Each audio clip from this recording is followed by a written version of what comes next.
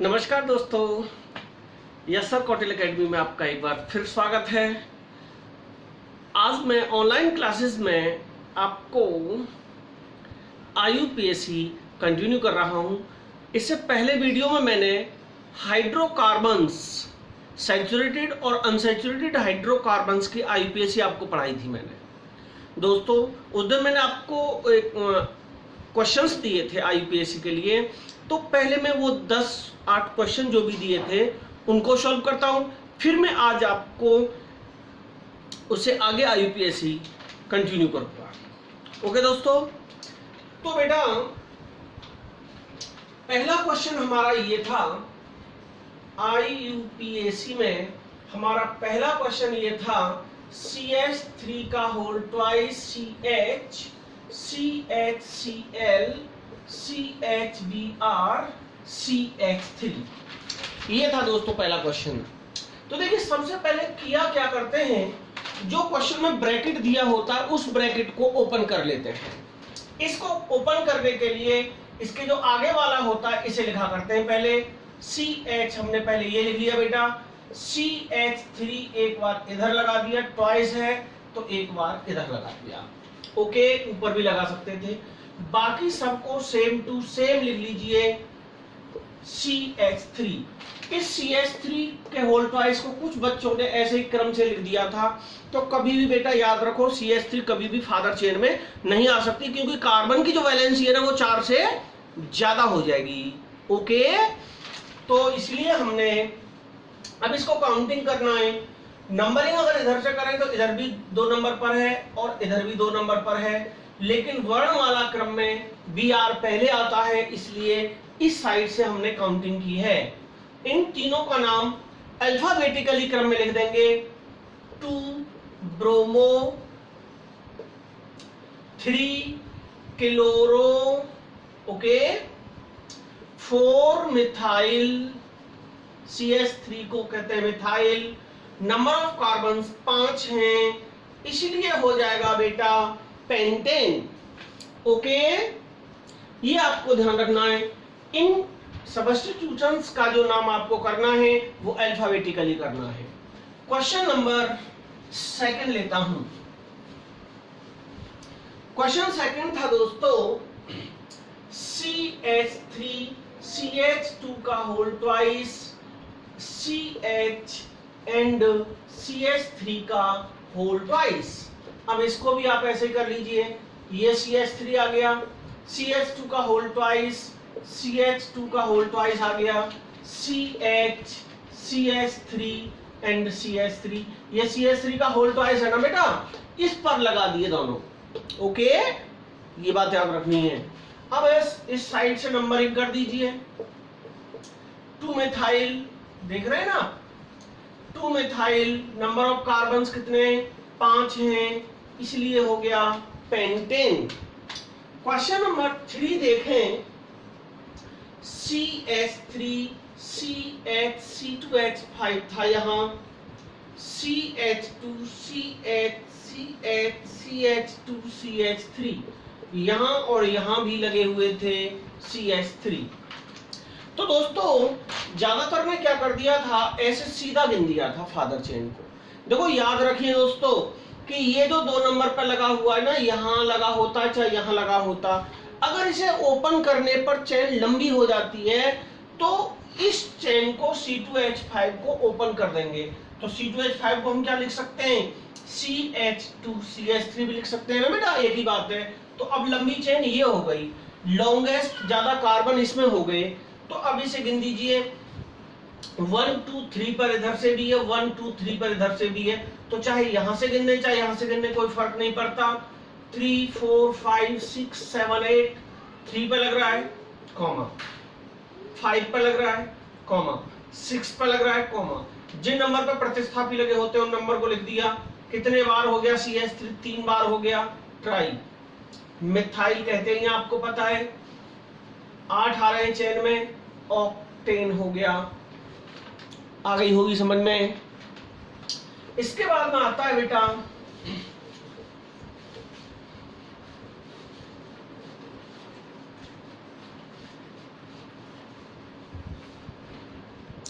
Question number 4 ये था, ये होता है साइक्लोप्रोपेन।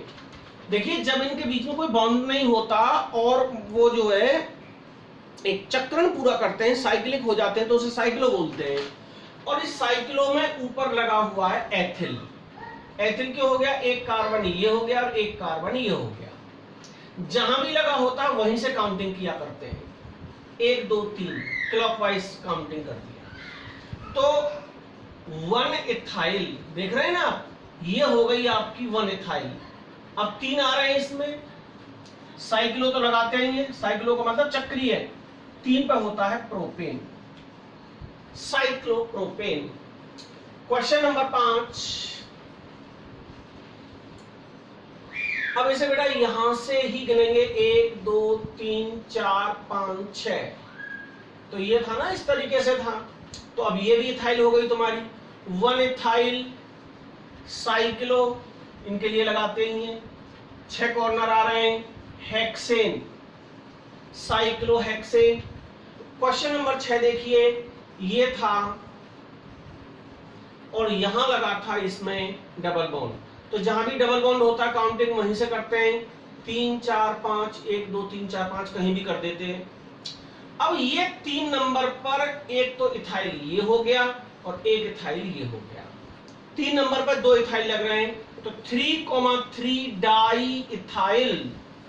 ये इथाइल है ना, एक सीएरा और एक सीएरा, एक सीएरा एक सीएरा।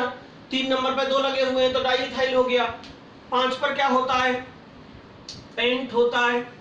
अब ये डबल बॉन्ड 1 और 2 के बीच में आ रहा है, तो छोटे वाली संख्या को लिखते हैं पेंट इन 1 या पेंट 1 इन।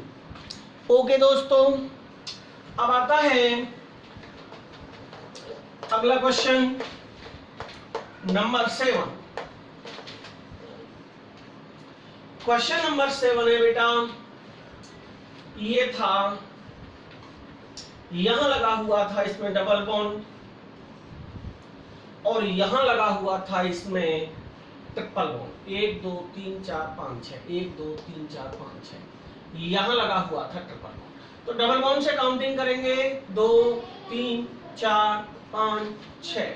6 पे क्या हो गया बताइए? हेक्स हो गया कि नहीं हो गया? 1 इन, हेक्स 1 इन, ठीक। और आयन कितने पे लगा है? 3 और 4 के बीच में, 3 आयन, हेक्स 1 इन, 3 आयन या आयन 3, कुछ भी लिख सकते हैं। क्वेश्चन नंबर 8 ये था, यहां डबल बॉन्ड था, यहां ट्रिपल बॉन्ड था और 3 पर यहां लगा हुआ था ये था। तो जब डबल बॉन्ड और ट्रिपल बॉन्ड देख रहे हैं आप ऐसे होता है, तो वरीयता डबल बॉन्ड को देते हैं, समान प्लेस पर है दोनों बॉन्ड। 3 पर एथिल हो गई, 3 पर एथिल हो गई। अब 6 पर क्या हो गई? हेक्स हो गई, 1 इन हो गई। आयन कितना हो गया दोस्तों बताइए? आयन 5 हो गया। क्वेश्चन नंबर 9, यहां डबल बॉन्ड लगा हुआ है, यहां ट्रिपल बॉन्ड लगा हुआ है। अब इसे आप कहां से गिनेंगे? तो देखिए जब ट्रिपल और डबल बॉन्ड दोनों हो तो फिर ये देखते हैं कि कौन सा निकट पड़ रहा है। तो ये निकट है 1 2 3 4 5 6 7। लेकिन नामकरण जो लिखेंगे हम वरीयता डबल बॉन्ड को देंगे। हेप्ट 4 इन, 4 इन, डबल बॉन्ड 4 और 5 के बीच में, ion 1, ion 1। Question number 10, CH3, CH3, CH2, C2H5 and CH3। इसे आप मुझे कमेंट्स के द्वारा बताएंगे, इसका नाम आप मुझे कमेंट्स के द्वारा बताएंगे। ओके दोस्तों, अब मैं आगे चलता हूं।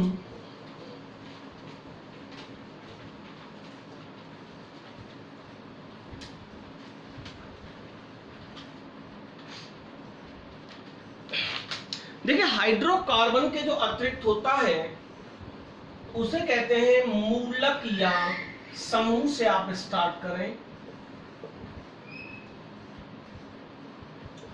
हाइड्रोकार्बन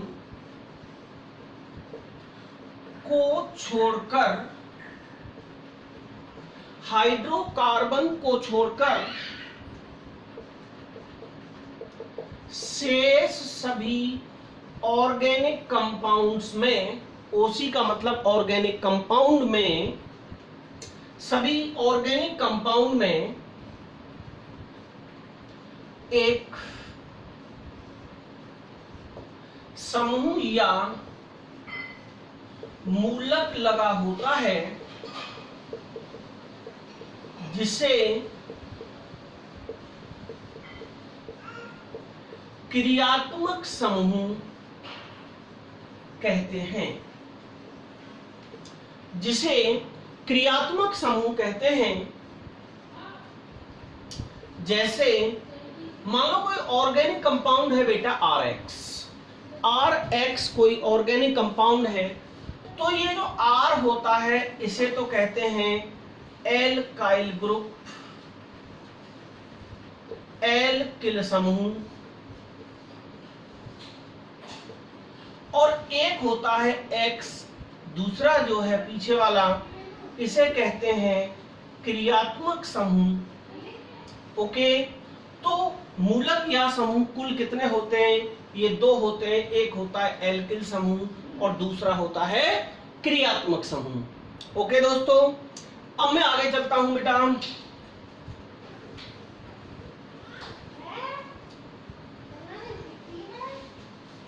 अब देखिए दूसरा एल्किल समूह क्या होता है। एल्किल समूह क्या होता है? एल्किल समूह का सूत्र होता है CnH2n+1। ये इसका एल्किल समूह का सूत्र होता है CnH2n+1। ये है एल्किल समूह का सूत्र। Okay, CnH2n+1। ठीक है। अब दूसरा देखिए, इनका जो अनुलग्न होता है, अनुलग्न का मतलब आप जानते हैं, जो इसके नाम के पीछे जुड़ता है वो होता है YLL। जैसे CH3 हो जाए, इसमें N बराबर 1 रख लो तो CH3 आ जाएगा। एक कार्बन पर क्या होता है? मैथ होता है, उसमें लगा दिया इल, मैथिल। C2H5 हो तो एथिल, C3H7 हो तो प्रोपिल, C4H9 हो तो ब्यूटिल। होता कि नहीं होता है? ऐसे ही चलते जाते हैं। 5 वाला पेंटिल, 6 वाला हेक्सिल, 7 वाला हेप्टिल, ऐसे ही दोस्तों चलता चला जाएगा। तो ये बात आपको याद रखनी है। इस तरीके से ये कार्यक्रम होता चला जाता है। अब देखिए, अब मैं लेता हूं दूसरा क्रियात्मक समूह।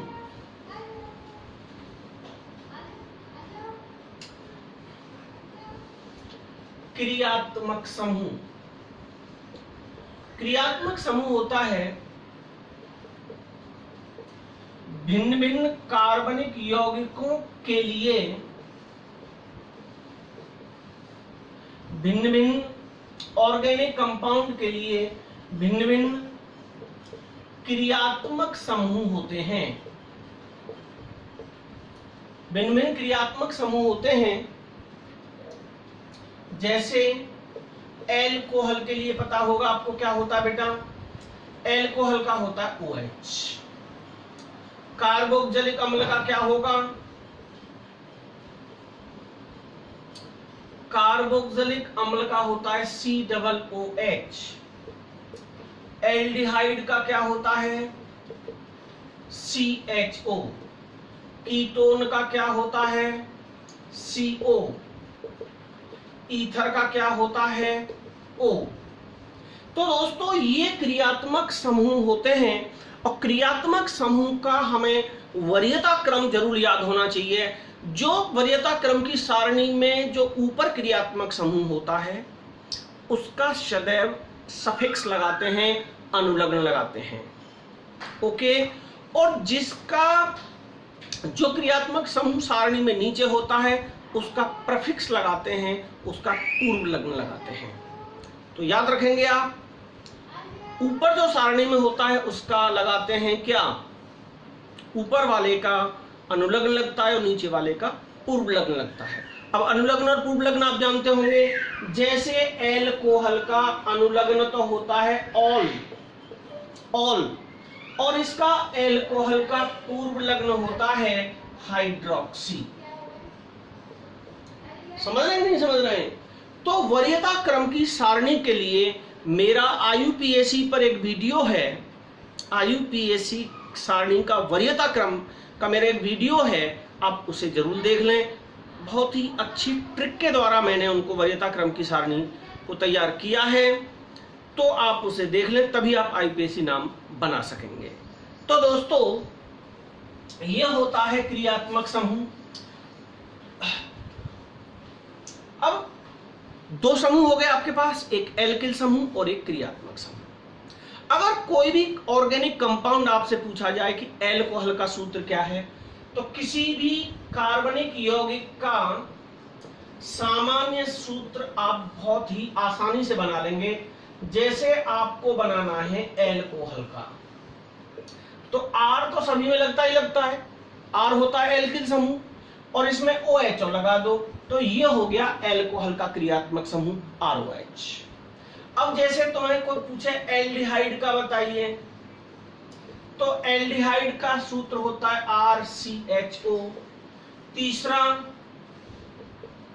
कार्बोक्सिलिक अम्ल, कार्बोक्सिलिक अम्ल का क्या होता है RCOOH। नंबर 4 कीटोन का RCOR। एस्टर का क्या होता है RCOOR। अब आपसे कोई पूछने लगे कि कीटोन की संयोजकता कितनी होती है, तो आप ध्यान रखेंगे 2 होती है। कार्बोक्सिलिक अम्ल की संयोजकता कितनी होती है, 1 होती है, एक ही साइड में लगा हुआ है। एस्टर की कितनी होती है, 2 होती है। ईथर की कितनी होती है, 2 होती है। तो इस क्रियात्मक समूह का आपको अनुलग्न, पूर्व लग्न और वरीयता क्रम जरूर याद होना चाहिए, और यह मेरा वो आप वीडियो अवश्य देख लें YouTube पर। यस सर कौटिल एकेडमी को आप सब्सक्राइब कर लें, और कोई भी प्रॉब्लम आए तो फिर हमें पूछें। तो दोस्तों जैसे हमें जो, अगर हम वरीयता क्रम की सारणी देखेंगे तो सबसे पहले ऊपर आपको मिलेगा कार्बोक्सिलिक अम्ल। तो दोस्तों नंबर 1 में आज आपको पढ़ा रहा हूं कार्बोक्सिलिक अम्ल का नामकरण। कार्बोक्सिलिक अम्ल का नामकरण, तो अभी मैंने इसका सामान्य सूत्र क्या बताया था आपको, सामान्य सूत्र होता है बेटा CnH2n+1 COOH या RCOOH भी कह सकते हैं। इसका जो अनुलग्न होता है वो होता है, इसका जो अनुलग्न होता है बताइए क्या होता है, सोच के बताओ। पूर्व लग्न क्या होता है, आपने पढ़ा होगा। तो दोस्तों अनुलग्न होता है इसका ओइक एसिड, ओइक अम्ल, और इसका पूर्व लग्न होता है कार्बोक्सी, कार्बोक्सी। देखिए आईयूपीएसी का जो आधार है, आईयूपीएसी जो बनाई गई है उसका आधार है इंग्लिश। तो इसलिए आईयूपीएसी का नोमेनक्लेचर करने के लिए आपको इंग्लिश वर्ड्स को ही ध्यान में रखना होगा, इंग्लिश में ही लिखना होगा। हालांकि हिंदी में लिखा होगा आप गलत नहीं, क्योंकि आप हिंदी मीडियम के छात्र हो, लेकिन भविष्य में जब भी आप पढ़ोगे आगे नीट, जेई, इंजीनियरिंग वगैरह जो भी, तो वहां सब जगह फिर आपको प्रॉब्लम आएगी, आपको टीचिंग भी करनी है, ये होता है। ओके, अब देखिए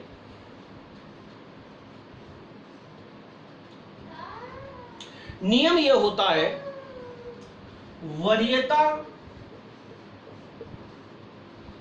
क्रम सारणी में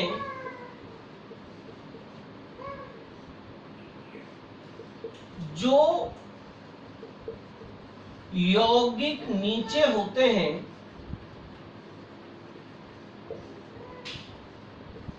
उनका पूर्व लग्न लगाते हैं, उनका पूर्व लग्न लगाते हैं। ओके, अब मुझे ये बताओ कि जब कार्बोक्जिलिक अम्ल वरीयता क्रम की सारणी में सबसे ऊपर है, तो अब इसका तो जब हम नामकरण करेंगे दोस्तों, तो इसका तो पूर्व लग्न कहीं लगेगा ही नहीं, क्योंकि ये तो सबसे ऊपर है। तो आपको यही मेरा क्वेश्चन है, आपको यह बताना है कि कार्बोक्सी का प्रयोग कब होता है। कार्बोक्सी, इसका जो पूर्व लग्न है कार्बोक्सी, उसका प्रयोग कब होता है। तो देखिए, पूर्व लग्न लगता है, अतः कार्बोक्जिलिक एसिड, कार्बोक्जिलिक एसिड में कार्बोक्सी नहीं लगना चाहिए।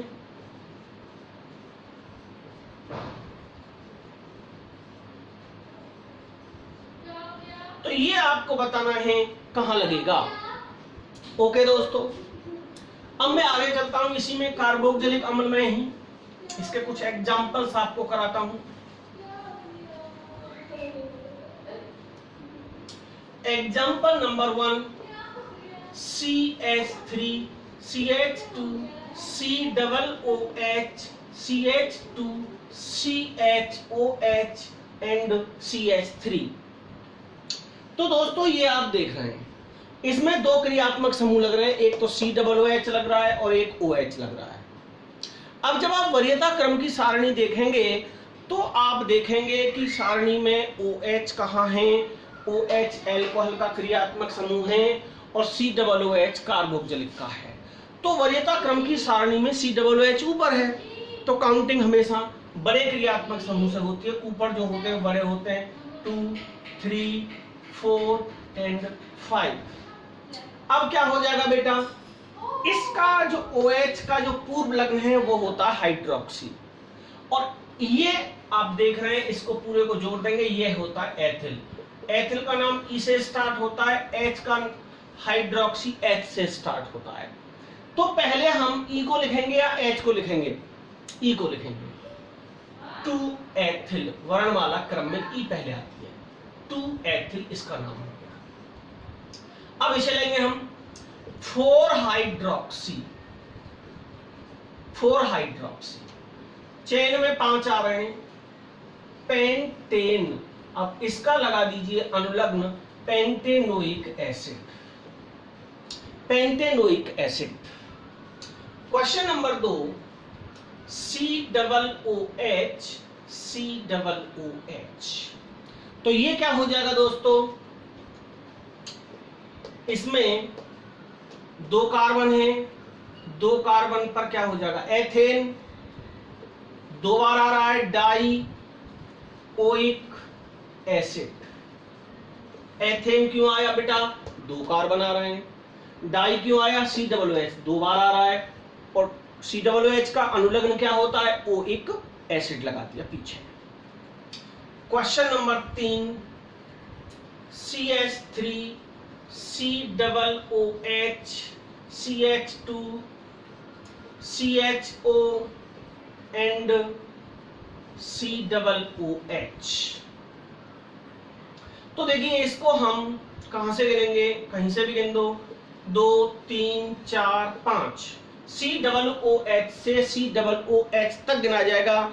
अगर एक जैसे क्रियात्मक समूह 2 आ रहे हों तो उनमें हमेशा उस क्रियात्मक समूह से लेकर के उस क्रियात्मक समूह तक ही गिना करते हैं। सेम टू सेम, झंडा टू झंडा याद रखना, ये रूल मैं आपको पूछूंगा। झंडा टू झंडा काउंटिंग का नियम क्या है, अगर एक जैसे क्रियात्मक समूह हो तो फादर चेन का निर्माण वहीं से वहीं तक होता है।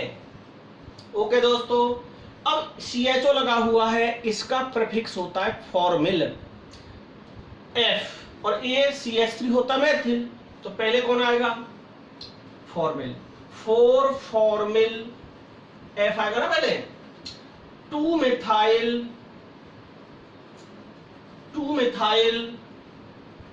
5 पर हो गया बेटा पेंट 1,5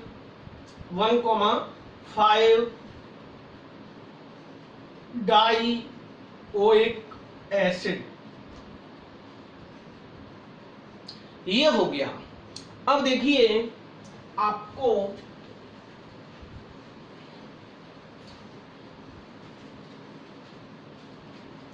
इनके नाम बना के मुझे बताने हैं। ये मैं आपको होमवर्क दे रहा हूं कार्बोक्सिलिक अम्ल का, कार्बोक्सिलिक एसिड का होमवर्क मैं आपको दे रहा हूं। CH3 COOH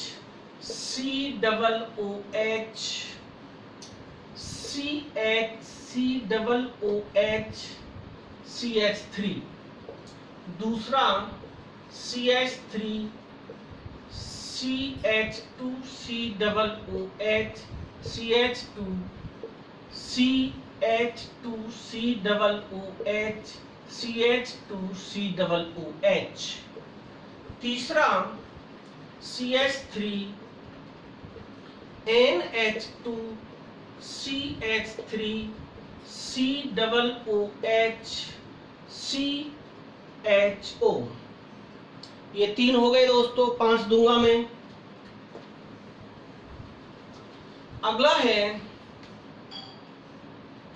चौथा CH3 COOH CH2 C2H5 and CHO।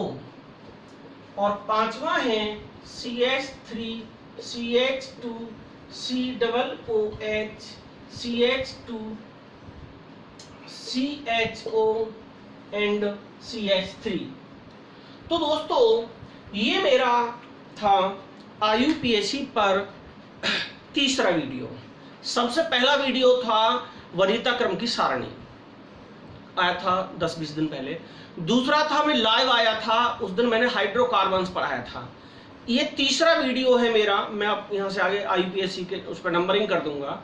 तो आपको इन सभी का आंसर्स मुझे बताना है, मैं वेट करूंगा। आप लोग थोड़ा मेहनत करें, क्योंकि जब तक ये IUPAC आपसे नहीं आएगी आप कोई भी ऑर्गेनिक रिएक्शंस, ऑर्गेनिक चैप्टर नहीं पढ़ सकते और न केमिस्ट्री में कोई कंपटीशन फाइट कर सकते। तो दोस्तों निश्चित रूप से आप मेरा चैनल सब्सक्राइब कर लें, यस सर कौटिल्य एकेडमी, जैसे कि आपको अपडेट्स मिलती रहे। और अपने दोस्तों को भी शेयर कर दिया करो, जिससे कि उन्हें भी लाभ मिले। इस तरीके से आपको IUPAC कोई नहीं पढ़ाएगा। जो आज का मेरा ये होमवर्क है, आप अपने टीचर्स को भी पूछ लें।